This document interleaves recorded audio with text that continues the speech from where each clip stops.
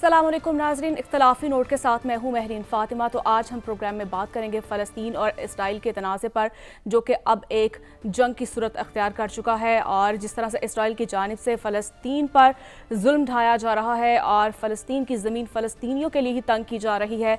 और सबसे अफसोसनाक बात यह है कि फ़लस्तीन की जानिब से अपील भी की जा रही है और अब मदद की अपील की जा रही है। इसके साथ साथ ये है कि अब इसराइल का जो वजूद है वो भी ख़तरे से दो चार है, क्योंकि अमरीकी वज़ीर ख़ारजा एंटोनी ब्लिंकन ने चीनी वज़ीर ख़ारजा से रब्ता किया है, ताउन की अपील की है। और चीनी वज़ीर ख़ारजा ने फ़ौरी बैनुल अक़वामी अमन कॉन्फ्रेंस बुलाने का भी मुतालिबा किया है। तो ईरान ने भी स्टैंड लिया है और ईरान ने भी इसराइल को ख़बरदार किया है कि अगर इसराइल बास ना आया तो मज़ाहमती तहरीकें जो है ख़ित्ते का नक्शा बदल देंगी।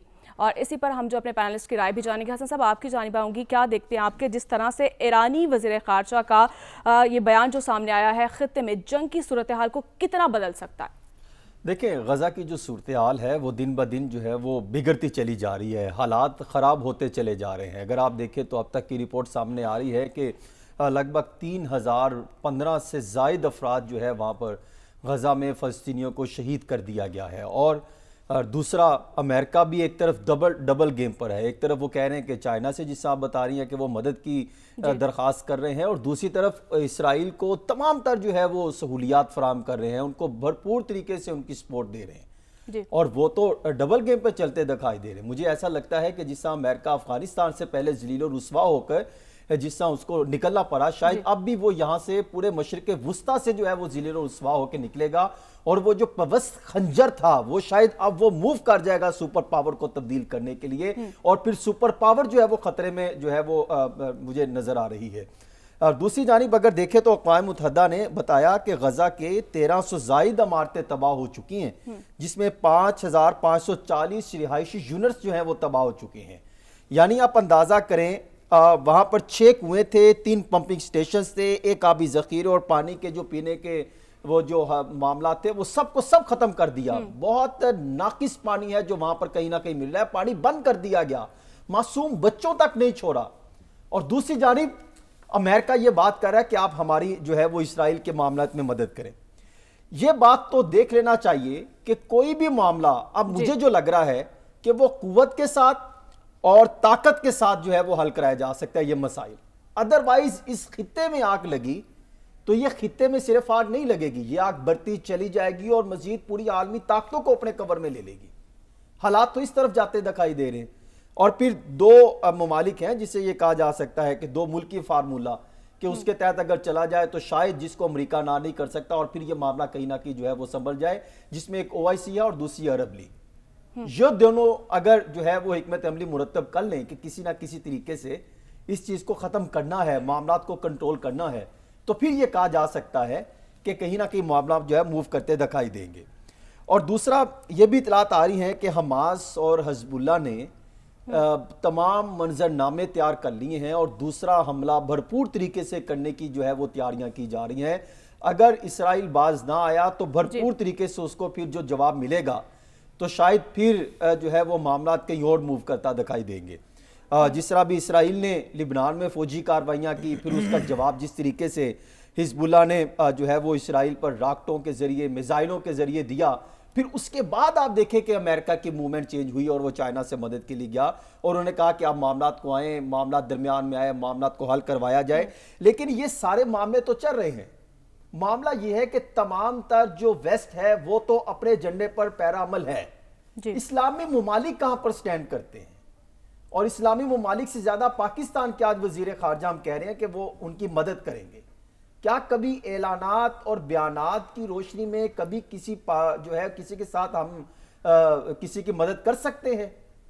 कम से कम हमें कोई ना कोई तो पहल करनी चाहिए। दीगर ममालिक इसराइल की अशिया पर पाबंदी लगा रहे हैं, उनके सफीरों को बेदखल किया जा रहा है। उनके साथ सऊदी अरब ने कितना बड़ा स्टेप खत्म किया, उन्होंने कहा मुज़ाकरात ही नहीं करेंगे, और हम अभी तक सिर्फ ये सोचो बचार में थे। और फिर जो है वो कुछ सियासतदान जो है वो मुख्तलिफ बयानात दे रहे हैं कि हम उनके साथ करें हैं। एक तरफ यूरोप हो, अमेरिका हो, कोई कंट्रीज आप उठा के देख ले, वहां पे लोग सड़कों पे है फलस्तीनियों के हक में, और हम सिर्फ छोटे से बयानात तक महदूद हैं। ہم اپنی سیاسی رنجش میں، تقسیم میں، ہم منافرت میں پھیلانے میں مصروف ہیں. ہم اپنے گھر کی لڑائی سے باہر نہیں نکلے. ایک وقت تھا کہ جب پاکستان، کیونکہ ایک ایٹمی طاقت ہے پوری اسلامی ممالک میں اور ہماری ایک پوزیشن ہے، ایک وقت ہوتا تھا کہ جب ہماری بات کو تسلیم کیا جاتا تھا عالمی سطح پر. اور آج ہماری بات تو کیا، ہماری آواز سننے کو کوئی تیار نہیں ہے. اس کی وجہ کیا ہے؟ اس کی وجہ یہ ہے کہ ہمارے سیاستدانوں نے اس پوزیشن پہ پہنچا دیا کہ ہم چاہے بیان دیں، چاہے ہم کسی اینگل میں بات کریں، وہ ہماری بات کو سنجیدہ نہیں لیتے. اور یہ وہ وقت ہے کہ تمام سیاستدانوں کو اس ایک پلیٹ فارم کو اکٹھا بنائیں اور پھر اس کو استعمال کرتے ہوئے اس نقطے پر اکٹھے ہوں کہ ہمیں فلسطین کے خلاف، فلسطین کے حق میں ایک ہو کر اسرائیلیوں کے خلاف جو ہے ہمیں میدان میں اسلامی ممالک کو اکٹھا ہونا پڑے گا. صاحب آپ کی جانب آؤں گی، کیا دیکھتے ہیں جس طرح سے امریکہ نے چین سے جو ہے وہ مدد اپیل کی ہے، تعاون کیا ہے، کیسے دیکھتے ہیں؟ کیا چین کو اس میں اہم کردار ادا کر سکتا ہے؟ دیکھیے، دنیا ایک یونیپولر ورلڈ تھی اب سے کچھ عرصہ پہلے تک، یعنی کہ اس کا دار و مدار، اس کے مڑنے کا طریقہ، اس کا ایکسس، ساری چیزیں امریکہ سے، واشنگٹن ڈی سی سے کنٹرول ہوتی تھیں. یہ ایک ایسا وقت تھا جب افغانستان کے اندر اگر امریکہ نے کہا کہ بربریت کر دی جائے تو کر دی گئی، اگر کہا گیا کہ عراق میں کر دی جائے تو کر دی گئی، اگر کہا گیا کہ سیریا میں، لبنان میں، کہیں پہ اور، تو یونائٹڈ نیشنز کی سیکیورٹی کاؤنسل کی ریزولوشنز بھی اسی طرح موو کیں، نیٹو بھی اسی طرح موو کیا، خواہ وہ یوکرین ہو، خواہ کہیں اور ہو. اور اسی پیریڈ کے اندر ہم نے دیکھا، خواہ کونڈلیسا رائس کا بیان ہو 2009 کا یا ہلری کلنٹن کا بیان ہو اس کے بعد کا، کہ بہت سے ممالک جن میں پاکستان بھی شامل ہے، ان کے اوپر ان کو یہ چوائس کرنے کی بڑی سمپل سی بات دی گئی کہ کیا آپ اس طرف ہیں یا اس طرف ہیں، ہمارے ساتھ ہیں یا ان کے ساتھ ہیں، فلاں کے ساتھ ہیں یا غیر کے ساتھ ہیں. تو اس طرح کی بات جس طرح امریکہ اب سے پہلے یا دنیا کی کچھ ممالک ان پرٹیکولر امریکہ اب سے پہلے کر سکتا تھا، میرا خیال ہے کہ اب آہستہ آہستہ اس بات کا سب لوگوں کو ادراک ہو گیا ہے کہ وہ یونیپولر ورلڈ ختم ہو گیا. اب ایک ایسی دنیا ہے جہاں پہ امریکہ افغانستان سے جا چکا ہے، شاید اپنی مرضی سے نہیں گیا، اپنی مرضی سے بھی گیا ہو تو اس کو کم از کم وہاں پہ ایک طریقے سے اس طرح کی جیت نہیں ہو سکی جس طرح کی اس نے اپنے انویژن کے وقت اینٹیسپیٹ کی تھی. جو یوکرین میں ہو رہا ہے وہ سب کے سامنے ہے، جو یہ انڈو پیسفک کے اندر ہو رہا ہے سب کے سامنے ہے، اور اب جو مڈل ایسٹ کے اندر ہو رہا ہے وہ بھی سب کے سامنے ہے. تو یہ بات کہ کوئی ایک پارٹی اکیلے اس مڈل ایسٹ کے ایونٹ کو ڈومینیٹ کر سکے گی تو میرا خیال ہے کہ یہ اب نہیں ہوگا. چین کو، روس کو، دیگر ممالک کو، مسلمان ممالک کو، جی سی سی کے کنٹریز کو، اور خاص طور پہ پاکستان کو، کیونکہ at the end of the day یہ ایک ملٹری فائٹ لگتی ہے، ایون دو اس کو ڈپلومیٹکلی ریزالو کرنا چاہیے، لیکن لگتا یہ ہے کہ دنیا کے کرتے دھرتوں نے یہ فیصلہ کر لیا ہے کہ ہم نے بات نہیں بم سے یہ مسئلہ سالو کرنا ہے. تو اگر بات بموں پہ آ گئی تو پاکستان کی بھی بہت زیادہ ضرورت ہوگی یا بہت زیادہ امپورٹنس ہوگی کہ کس طرح کا فیصلہ کرتا ہے. میرا خیال ہے کہ یہ جو بھی فیصلے ہوں ممالک اپنے انٹرسٹ میں کریں، اپنی قوموں کے انٹرسٹ میں کریں، ہم مسلمانوں کے انٹرسٹ میں کریں، لارجر ایریا کے انٹرسٹ میں کریں، کسی غیر ملک، کسی دوست ملک جو 7 سمندر پار ہے اس کے انٹرسٹ میں نہ کریں. دیکھیے، سب سے پہلے تو ہمیں کوشش کرنی چاہیے، اگر مجھے نہیں پتا کہ ہماری ڈپلومیٹک ریچ کہاں تک ہے، لیکن جہاں تک بھی ہماری ڈپلومیٹک ریچ ہے کوشش کرنی چاہیے کہ یہ کوئی امن سے، تفہیم سے یہ مسئلہ سالو ہو جائے. لیکن اگر خدا نخواستہ اس طرف بات نہیں چلتی اور بات لڑائی کی طرف جاتی ہے تو میرا خیال ہے کہ پاکستان کو اپنے فلسطین بھائیوں کا اسی طرح ساتھ دینا چاہیے جس طرح ہم ایکسپیکٹ کرتے ہیں کہ تمام مسلم ممالک کشمیریوں کا ساتھ دیں گے. ٹھیک ہے عادل صاحب، آپ کی جانب آؤں گی، آپ کیا دیکھتے ہیں جس طرح جنگ کے سائے جو وہ تو گہرے ہوتے ہوئے دکھائی دے رہے ہیں، عالمی طاقتیں کس انتظار میں ہیں؟ دیکھیں، عالمی طاقتوں کی اس وقت جو ریالٹی ہے اس کو سمجھنے کی ضرورت ہے. اگر ہم یہ توقع لگائے بیٹھے ہیں کہ اسلامی ممالک، عرب ممالک جو ہیں اس میں کوئی بڑا کردار ادا کریں، تو یہ سمجھنے کی ضرورت ہے کہ ان عرب ممالک میں جو کنگڈم کی جو پاور ہے، جو اقتدار ہے، وہ کہیں سیکنڈ جنریشن اور کہیں تھرڈ جنریشن کو منتقل ہو چکا ہے، اور اس جنریشن کو منتقل ہو چکا ہے جن کی ایفیلیشنز ہیں، جن کا بچپن، جن کی جوانی جو ہے ان ممالک میں گزری، ویسٹ میں گزری، جن کی دوستیاں ہیں، جن کی جو اکنامک ڈیپینڈنس ہے، جن کی مارکیٹس کی ڈیپینڈنس ہے، وہ ویسٹرن کنٹریز کے اوپر ہیں. تو اگر ہم ان سے یہ توقع کریں کہ وہ اس معاملے میں کوئی ایگریسو کردار ادا کریں کہ جو ہم یہ اپنے خیالوں میں کچھ سوچ کے بیٹھے ہیں،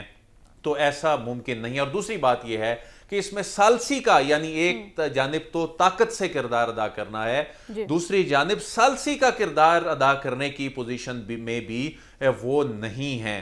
ظاہر ہے اس میں ایک فریق بھی ہیں وہ کسی نہ کسی طریقے سے، دوسری جانب ویسٹرن پاورز ہیں اور اس میں امریکہ اس کو لیڈ کر رہا ہے. تو وہاں پر بھی عادل صاحب OIC کا اجلاس جو ہے وہ 18 اکتوبر کو طلب کیا گیا. جی مجھے بات مکمل کر لینے دیجیے گا. وہاں پر بھی ویسٹرن جو پاورز ہیں وہاں وہ بھی چونکہ اس میں دوسری جانب کی سٹیک ہولڈرز ہیں، تو اس میں ثالثی کا کردار ایک ایسا ملک ادا کر سکتا ہے جو بالکل اس میں نیوٹرل بھی ہو. اور اس میں چین واقعی میں، یعنی جو امریکہ نے بھی چین کو ریکویسٹ کی ہے، چین واقعی میں نہ صرف اس میں کردار ادا کر سکتا ہے ثالثی کا، بلکہ اگلے ہفتے چین ایک اعلیٰ سطح وفد جو ہے وہ بھجوا رہا ہے، اور آنے والے دنوں میں اگر کوئی کردار ادا ہوا ثالثی کا تو وہ چین کی جانب سے ہی ہوگا. اور ابھی ہم نے ماضی قریب میں دیکھا کہ دنیا کی جو بڑی رائیولری ہے اس میں اس نے ایک ثالثی کا بڑا مؤثر کردار ادا کیا، اس میں ڈیلیور کیا.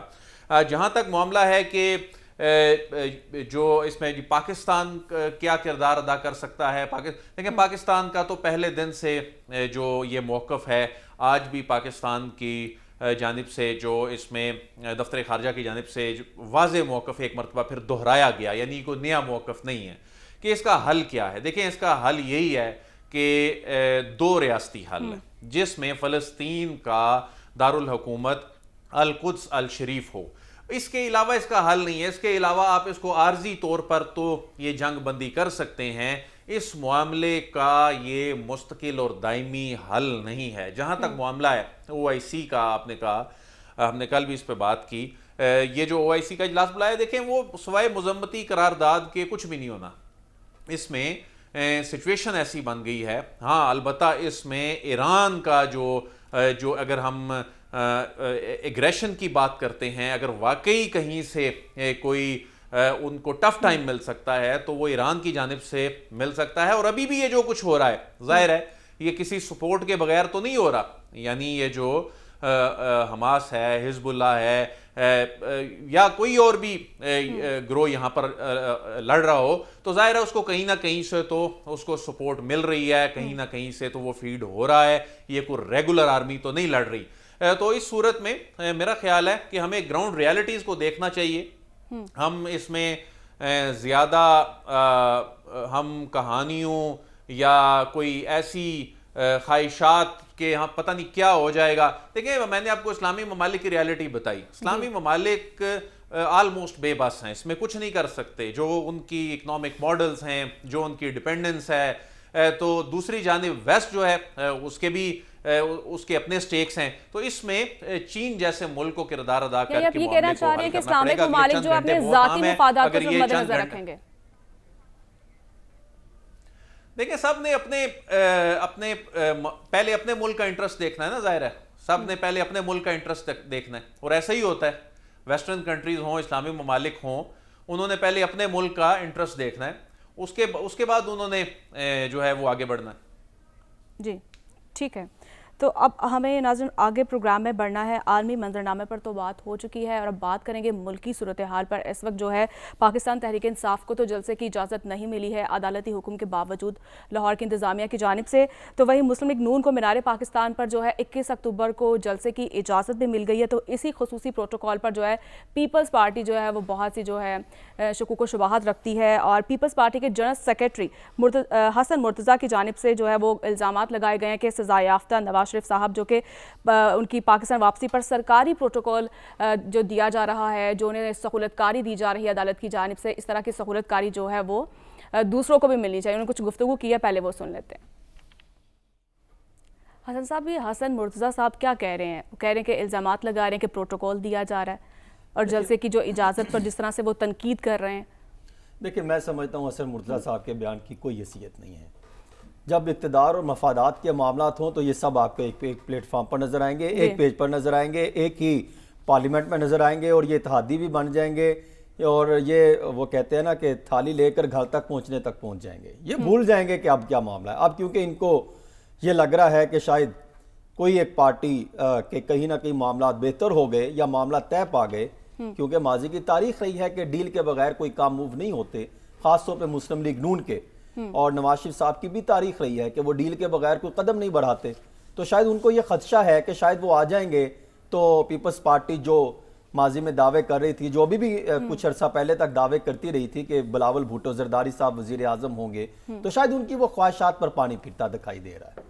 और दूसरा, मैं ये समझता हूँ कि तमाम तर जो है वो इंतज़ामिया की जानिब से और मुतलका अफराद की जानिब से सपोर्ट के बावजूद उनको जलसे की इजाज़त देना और तमाम तर मामलात क्लियर करना, मैं ये समझता हूँ कि अब जो जलसा होने जा रहा है, ये मुस्लिम लीग नून को अपने पाँव पर भी सियासत करने की इजाज़त मिलनी चाहिए, और उनको खुद भी जो है अपने पाँव पर सियासत करनी चाहिए।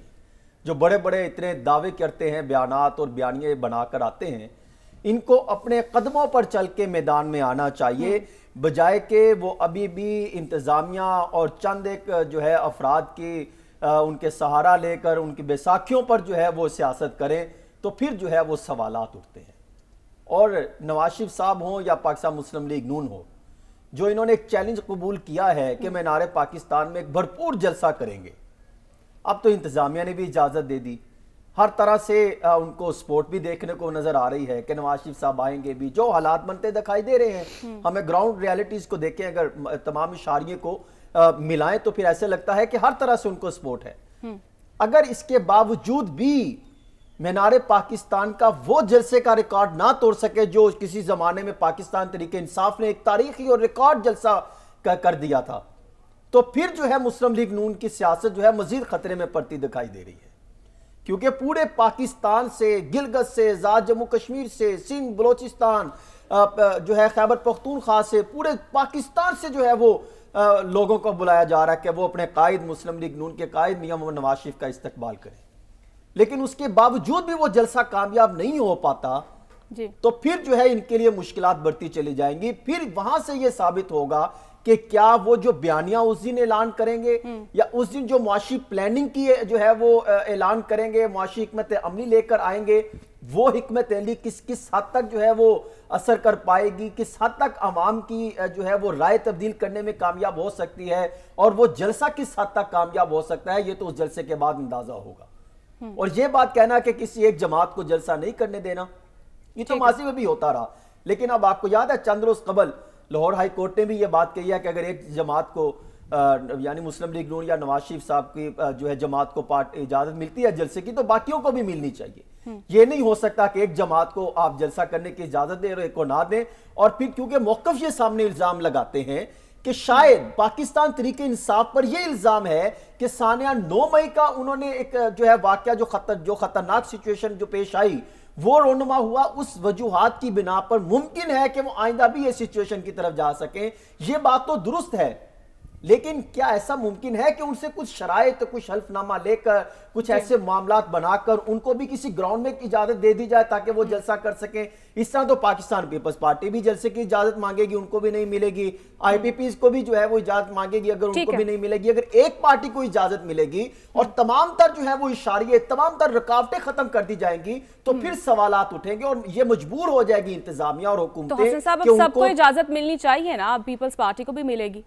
دیکھیں اجازت میں وہی تو کہہ رہا ہوں کہ تمام کو اجازت ملنی چاہیے کہ تمام جو ہے وہ جلسہ کر سکیں, تمام کے پاس یہ حقوق ہیں کہ وہ اپنے جلسے کر کے اپنا بیانیہ بنا سکیں, اپنے معاملات عوام کے سامنے رکھ سکیں. یہ نہیں ہو سکتا کہ ایک سیاسی جماعت کو بھرپور طریقے سے معاملات کلیئر کر کے اور ان سے کہے کہ آپ اپنا جلسہ کر سکتے ہیں, بھرپور طریقے سے کامیاب کریں اور دوسرے ہم جلسے کو سپورٹ نہیں کریں گے. یہ شاید ان چیزوں سے پھر آپ کو یاد ہے الزامات بھی لگتے رہے کہ وفاقی حکومت میں کچھ افراد. سر صاحب, رانا ثناء اللہ صاحب تو کہہ رہے ہیں کہ 21 اکتوبر کو مینار پاکستان پر نواز شریف کی قیادت میں نئی تاریخ رقم کریں گے ہم. دیکھیے میں حسن صاحب کی بات کو کچھ حد تک ایگری کرتا ہوں, لیکن آپ کی اجازت سے اس پہ کامنٹ کر کے ایک آدھ سوال میرے دماغ میں ہے. سب سے پہلی بات یہ کہ کیا عمران خان صاحب کا یا پی ٹی آئی کا وہ جلسہ جو انہوں نے مینار پاکستان پہ کیا تھا, کیا اس کی تعداد سے زیادہ کا جلسہ پاکستان مسلم لیگ نون کر سکے گی؟ تو میں حسن صاحب کو یاد کرانا چاہتا ہوں کہ اس جلسے میں تو 2-3 ہزار سے زیادہ بندے ہی نہیں آئے تھے. آپ کو یاد ہوگا مریم صاحبہ کے, آپ اس پہ بیان سن سکتے ہیں.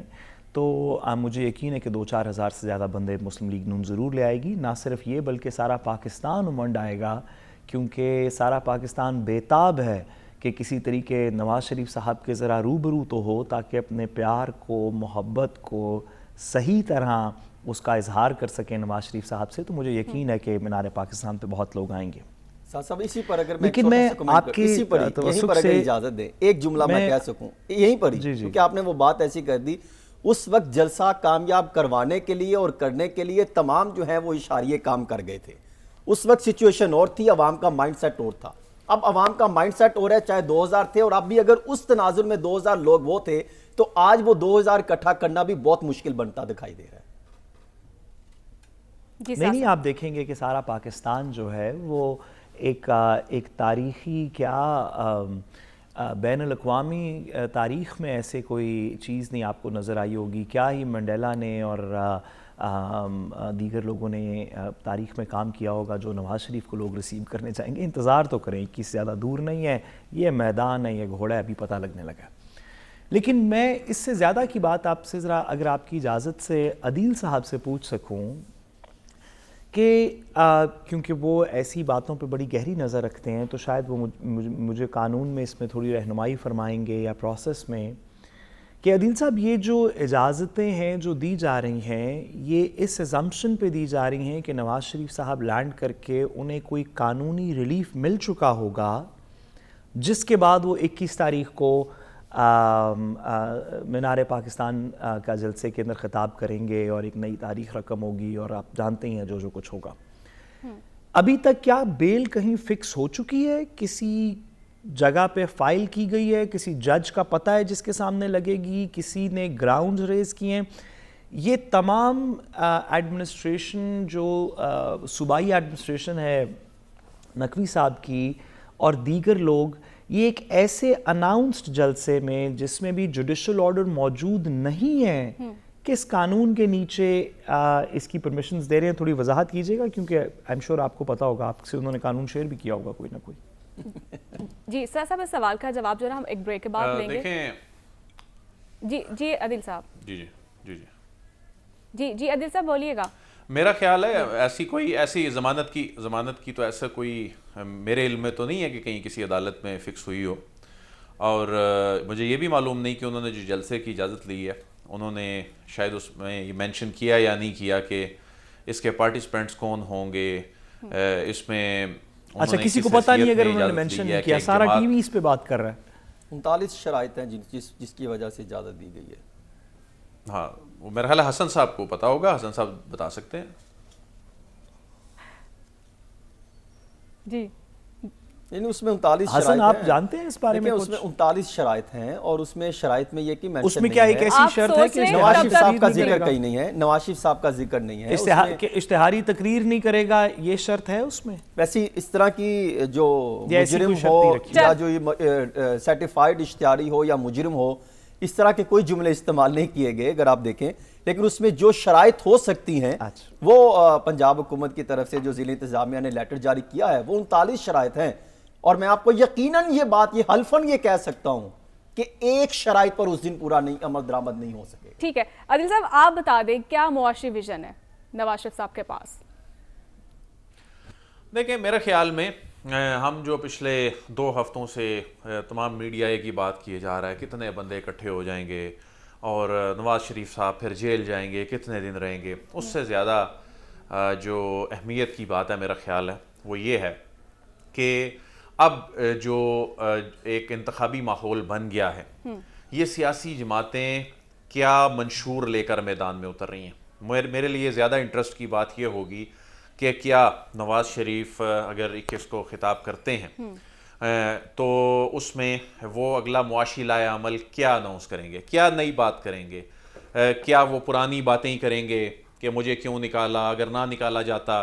तो असल मसला तो ये है कि अब हमने IMF के इस प्रोग्राम से ये जो पूरा चंद महीनों में हो जाना है, उसके बाद एक और प्रोग्राम में जाना है। इस वक्त जो मुआशी चैलेंजेस हैं, इसमें 25 करोड़ अवाम जो हैं ये जो पिस रहे हैं, ये महंगाई कैसे कम करनी है, जो मुल्क में डॉलर्स के इनफ्लो के हवाले से क्या प्लान है, इन्वेस्टमेंट्स के हवाले से क्या प्लान है, इस वक्त हमने जो पेमेंट्स करनी हैं, अभी हमारे जो रिजर्व्स हैं अगले चंद महीनों के लिए तो काफ़ी हैं, लेकिन अगला हमारा लॉन्ग टर्म क्या प्लान है, क्या वो कोई ऐसा प्लान लेकर आ रहे हैं। मियां नवाज शरीफ साहब बात करें, PTI की कोई लीडरशिप में से बात करें, जरदारी साहब ये बात करें, मेरे ख्याल में ये बहस तो अब बहुत हो गई। कितने लोग मौजूद हैं, कितने आएंगे, कितने नहीं आएंगे, कौन जेल में जाएगा, वो तो उनके कानूनी मामलात हैं। लेकिन अगर हम उनको टेलीविज़न स्क्रीन्स पे दिखा रहे हैं, जैसा कि इस वक्त भी हमजा शहबाज बात कर रहे हैं, तो इसमें इंटरेस्ट की बात यह है कि क्या हमारी लीडरशिप के पास हमें आगे इस मुआशी दलदल से निकालने का कोई प्लान है भी है, या हमें वो पुरानी बातें ही सुनाएंगे। इस वक्त तशवीशनाक परेशान कुन बात यही है जो बज़ाहिर अभी तक मुझे तो कोई नई बात नजर नहीं। आप ये कहना चाह रहे कोई ना कोई सरप्राइज जरूर मिलेगा? नहीं, अच्छा बयानिया, अच्छी नहीं, तकरीर सरप्राइज तो होगी अब पता नहीं वो आएंगे तो नहीं, वो ये बिल्कुल जब वो तकरीर करेंगे वो ये नहीं कहना चाह रहे कि सरप्राइज मिलेगा, वो कहना चाह रहे हैं कि कोई सरप्राइज नहीं मिलेगा, बाकी वापस पता चलेगा कि हम इसके साथ ही मुझे ब्रेक लेनी है। अच्छा बयानिया, अच्छी तकरीर, जी बिल्कुल, मुझे ब्रेक लेनी है, अल्फाजों का मजमुआ सुनने को मिलेगा। टाइम कम है मेरे पास, ठीक है, बिल्कुल अच्छे की उम्मीद रखनी चाहिए, इंशाल्लाह अच्छा ही होगा। तो नाज़रीन, मुझे ब्रेक लेनी है, तो ब्रेक के बाद आएंगे। Stay with us.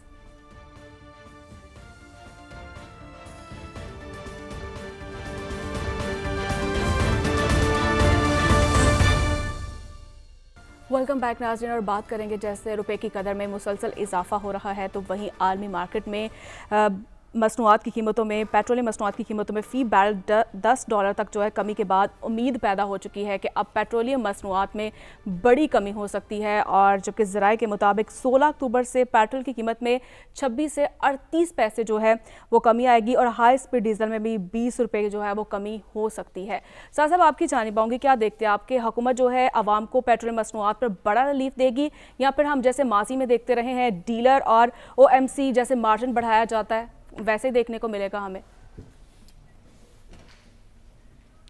नहीं, मुझे यकीन है जी कि हुकूमत आवाम को रिलीफ देगी। क्यों डीलर को और किसी और को रिलीफ देगी? माजी में भी जो लोग हमें आज काबीना में नज़र आते हैं, इन्होंने जब भी काम किए तो आवाम की रिलीफ के लिए किए, कभी अपने लिए, अपने दोस्तों के लिए, इंडस्ट्री के दीगर लोगों के लिए थोड़ी किए।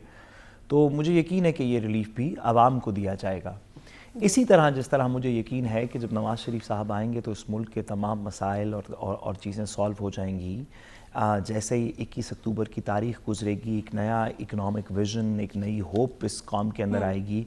अगर आपने आज का जलसा देखा हो जो मुस्लिम लीग नून ने किया, तो आपने देखा होगा कि जब हमजा साहब ने कहा कि तुम में से कौन कौन है जो कि सब लोग नवाज़ शरीफ के कारवां में शामिल हो गए, तो वो इतनी ऊंची आवाज़ आई कि कराची से खैबर तक जो है वो सब लोग दहल से गए।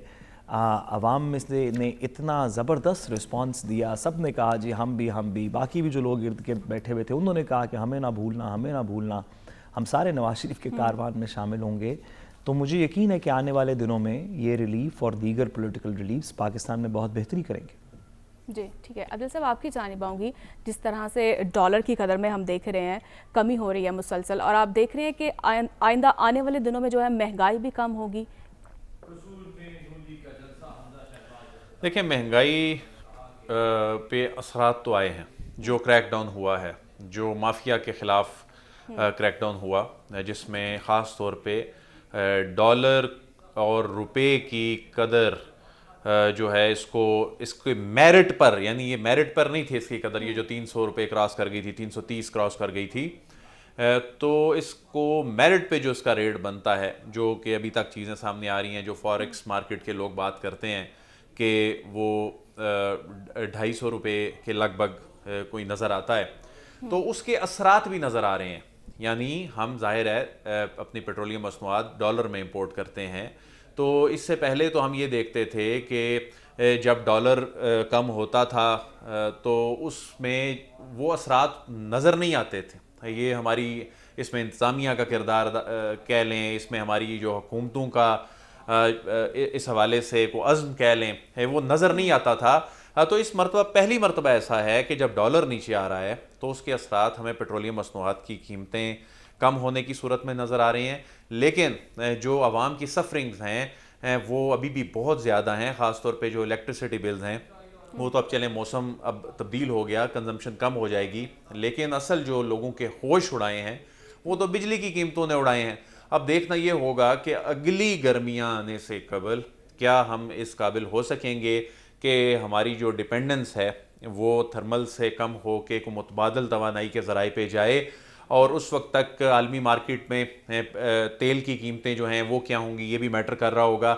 تو اس وقت اصل میں یہ جو امتحان ابھی عارضی ختم ہوا ہے توانائی کی جو پرائسز ہیں ان کے حوالے سے، وہ اگلے چند مہینوں تک تو ہے، لیکن لانگ ٹرم ہمارے پاس کیا پلان ہے.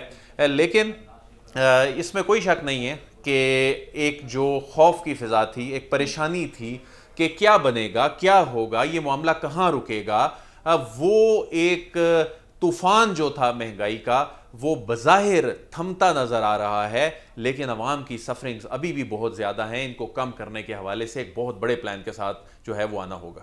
جی ٹھیک ہے، تو اسی پر ہم مزید بھی بات کریں گے ناظرین، اور ایک بریک کے بعد واپس آئیں گے. اسٹے ود اس.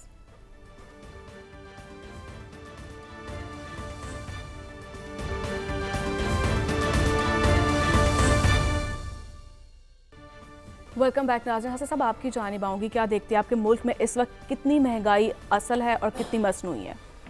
دیکھیں، مصنوعی مہنگائی تو بہت ساری چیزوں کی بنیاد پر ماضی میں بھی ہم نے دیکھا کہ بے شمار جو ہیں وہ تاجروں نے اور کمیونٹی میں خاص طور پہ جو یہ چھوٹے دکاندار ہیں، یہ طبقہ ہے، انہوں نے کر رکھی تھی، اور کچھ اشرافیہ نے جو ہے مہنگائی کو عروج دینے میں بہت زیادہ پش کیا. لیکن میں یہ سمجھتا ہوں کہ جس طرح ابھی آج شاید رات کو یہ 12 بجے کے قریب سمری موو ہو چکی ہے کہ رات کو 12 بجے کے قریب جو ہے لگ بھگ کوئی 32 روپے پیٹرول کم کرنے کی حکمت عملی تیار کی گئی ہے. اس میں بھی ایک بڑا مزاحیہ سا ایک معاملہ ہوا درمیان میں کہ شاید ایک بیوروکریٹ نے یہ بات کہی کہ کیا ایسا ممکن ہے کہ ہم 10 روپے پیٹرول جو ہے آج ہم کم کر دیں اور باقی جو مارجن جو عوام کو ریلیف دینا ہے اور وہ 20 تاریخ کو کر دیں.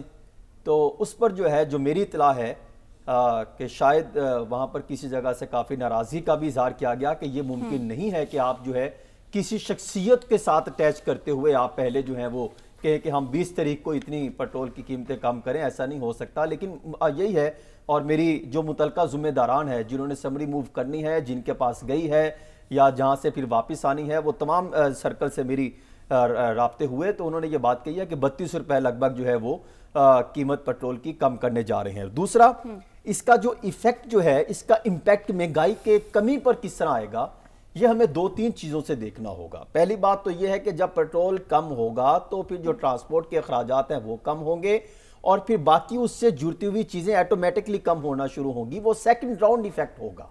فرسٹ راؤنڈ میں آپ فوری طور پہ آ کے کہ چیزیں مہنگائی کم ہو جائے گی، وہ اس طرح نہیں ہوگا. اور دوسرا جو مہنگائی جس کے ساتھ لنک کرتی ہے وہ مالیاتی خسارہ ہے. جب تک مالیاتی خسارہ کم نہیں ہوگا تو مہنگائی کنٹرول نہیں ہو سکتی. اور پھر تیسرا، لیکن حسن صاحب، جو منمانیاں بھی تو کی جاتی ہیں دکانداروں کی جانب سے، اس کو کون کنٹرول کرے گا؟ دیکھیں یہ چیزیں تو ایڈمنسٹریشن کا کام ہے، اس پہ تو ماضی میں بھی ہم نے بات کی، پچھلے پروگرام میں بھی بات کی کہ ایڈمنسٹریشن کا کام ہے کہ جب چیزیں کنٹرول ہونا شروع ہوتی ہیں، جب ایٹومیٹکلی مہنگائی، جب پیٹرول بجلی کی قیمتیں کنٹرول ہوں گی تو پھر نچلی سطح پر اس کے امپیکٹ آنے چاہیے، اور پھر امپیکٹ کو کنٹرول کرنے کے لیے وہ پرائس مجسٹریٹس کی ذمہ داری ہوتی ہے، پھر حکومتوں کی جو بھی متعلقہ افراد ہوتے ہیں ان کی حکومتوں کی ذمہ داری ہوتی ہے۔ لیکن اچھا ماڈل کیا تھا کہ جب آپ بلدیاتی انتخابات کے ذریعے نچلی سطح پر اختیارات دیتے ہیں تو اس وقت وہ ماڈل آپ اٹھا کے دیکھیں، لائک مشرف کا اٹھا کے دیکھ لیں ماڈل، تو اس ٹائم کیا تھا کہ جو ذمہ داریاں جب نچلی سطح پر دی گئی تھی تو پھر جا کے جو ہے وہ چیزوں کو مانیٹر کیا جاتا تھا، اشیاء خورد و نوش بہترین ہوتی تھی، پھر اس کے ساتھ باقی جو پرائس کنٹرول چیزیں ہوتی تھی وہ بھی بہتر ہوتی تھی۔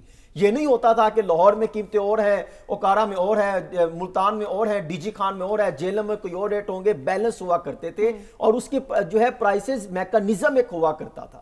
ہوا کیا کہ وہ بلدیاتی انتخابات کرواتے ہی نہیں ہے، نچلے اختیارات دینے کو کوئی راضی نہیں ہے، یہی وہ وجہ ہے جس کی وجہ سے نچلی سطح پر چیزیں کنٹرول نہیں ہو پاتی۔ ایک آپ نے پرائس مجسٹریٹ لگایا، وہ بھی من مانیاں کرتا ہے، وہ بھی سفارشیوں سے اور لگتا ہے، انہوں نے بھی آگے پھر اس میں ریونیو آفیسر کام کر رہے ہوتے ہیں، پھر باقی ضلعی ایڈمنسٹریشن، بے شمار مسائل ہیں۔